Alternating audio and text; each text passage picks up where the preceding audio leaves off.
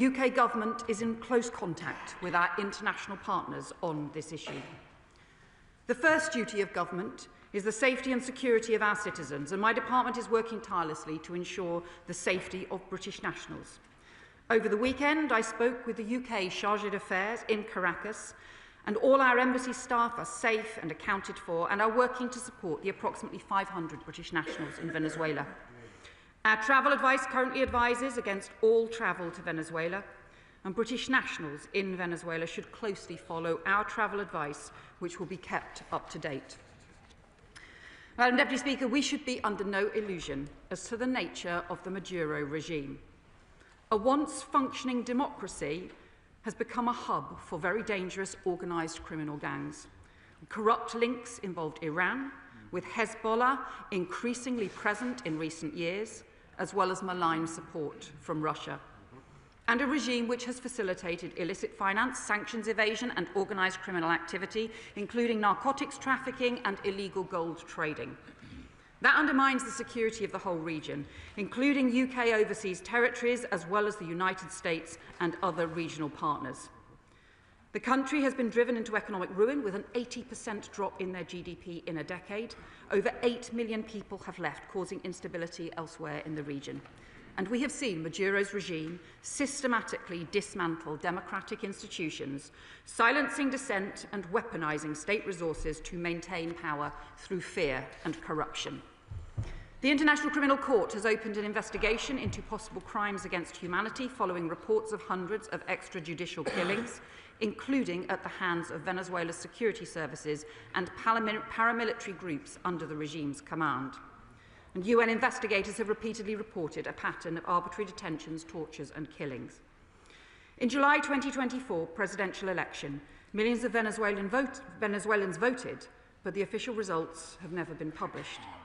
The opposition leader, Maria Corina Machado, was banned by Maduro from standing. International observers cited basic failures of election integrity, and independent tallies covering 80% of polling stations showed a clear victory for Edmundo González, and yet Maduro claimed victory. And most recently in October, the UN independent fact-finding mission reported on state security forces using firearms against protesters after the elections 18 months ago, where 25 people died. González has been forced to leave the country and claim political asylum in Spain. Machado was forced into hiding for her own safety and had to be spirited out of the country to receive her Nobel Peace Prize in Norway last month. These are the hallmarks of a regime that clings to power through fear, coercion and violence, not through democratic consent. And that is why, as the Prime Minister said on Saturday, we can shed no tears for the end of Maduro's rule. Let me turn to UK policy. Because, Madam Deputy Speaker, the UK has long been an advocate for a democratic Venezuela and a vocal critic of the Maduro regime. Since 2019, successive UK governments have refused to recognise the regime. Through the G7, the UN, with partners and directly, we have continued to call out the Maduro regime and its appalling human rights violations. We have also, in some areas, taken a different policy approach to some of our allies.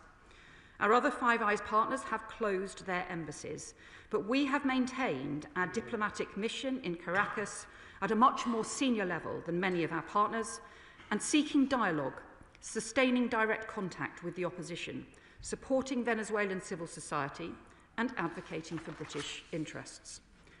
A year ago, around Maduro's inauguration, the UK acted alongside partners and announced a wave of new sanctions. We targeted 15 individuals, including judges, senior ranking officials in Maduro's regime, responsible for undermining democracy, the rule of law and human rights violations. And we have imposed sanctions on individuals, but not on sectors of the economy. And we have not supported or been involved in blockades or strikes against drug boats. We have continued to directly promote the interests of the British overseas territories, who need to see stability in the region. And of course, throughout, we have promoted and maintained support for international law. Commitment to international law, as the Prime Minister set out on Saturday, is immensely important to this government. Those principles guide the decisions that we make and the actions we take as part of Britain's foreign policy. That commitment to international law is part of our values, is also strongly in the UK's national interest. And our manifesto talked about a foreign policy that is progressive and that is also realistic, engaging with the world as we find it in the interests of UK security, prosperity and our values. That means upholding international law and defending democracy, and it means confronting the complex, evolving and hybrid threats that we and our allies face in the world today. And those principles and values also guide the conversations that we have with our allies across a range of issues where we agree and disagree. And in my discussions with Secretary Rubio, I raised the importance of complying with international law, and we will continue to urge all partners to do so at every stage. It is, of course, for the US to set out the legal basis for their actions, and the UN Security Council is discussing Venezuela this afternoon. These issues will continue to be matters for international discussion. I discussed with Secretary Rubio what should happen next, and our continued commitment to a transition to a peaceful and stable democracy.